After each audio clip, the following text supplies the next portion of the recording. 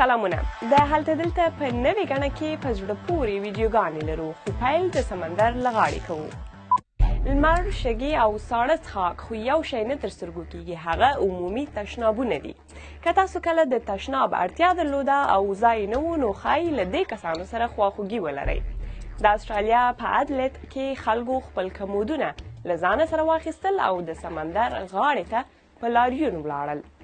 دې خلکو هم په یوه غشي دوې نښې وویشتې، هم یې لاریون وکړ او هم یې عکاسانو تصویرونه د یوه هنري کار په ډول واخیستل.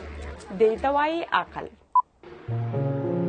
ډیری خلک دا در سره مني چې سپي تل خپل څښتن ته وفاداره وي، خو د شمالي ایرلند په نیوکاسل کې هرې نومی سپی د خپل څښتن ټوني کانوي د خوشحالولو لپاره هر څه کوي، حتی که د ځمکې بل سر ته چکر وهل هم وي. هري له خپل څښتن سره په اورګاډي، کښتۍ او الوتکه کې د نړۍ نورو برخو ته هم تللی دی. تر دې وړاندې چې دریم مطلب ته لاړه شم، پیغلو ته خبر ورکوم چې لږ وروسته د خپلې خوښې د خاوند موندلو ویډیو هم لرو. ویډیو نه شئ، خو په دریم نمبر یو نه هېرېدونکی غږ اورو.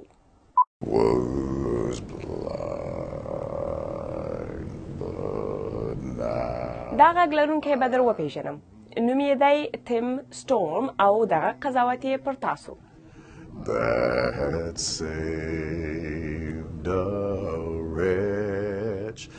دغه امریکایي د نړیوالو ریکارډونو په کتاب کې په انسانانو کې د ډېر ژور او ډول غږ په لرلو ثبت شوی دی. د دغه امریکایي دا مهارت په کوچنیوالي کې خلکو وپېژند او ویې موند.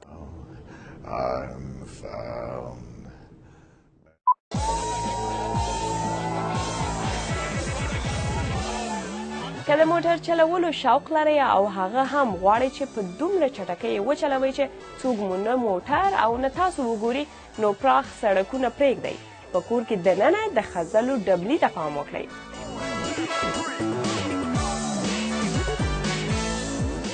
د جرمني په یوه ښار کې شاوخوا 80 کسانو د خځلو د ډبلیو په ځغاسته کې برخه واخیسته.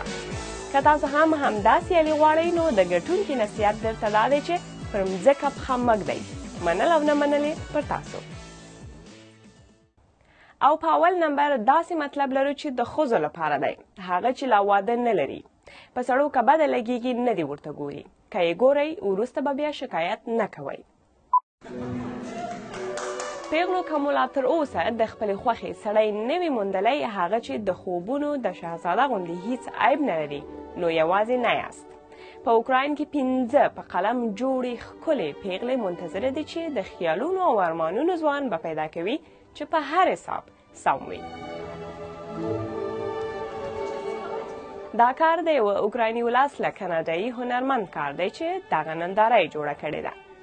ویده شوو پیغلو او هغه سړي چې دلته راځي دواړو دا شرایط منلی چې که د سړي په مچولو نجلۍ ویښه شوه، نو په رښتیا به ورسره واده کوي.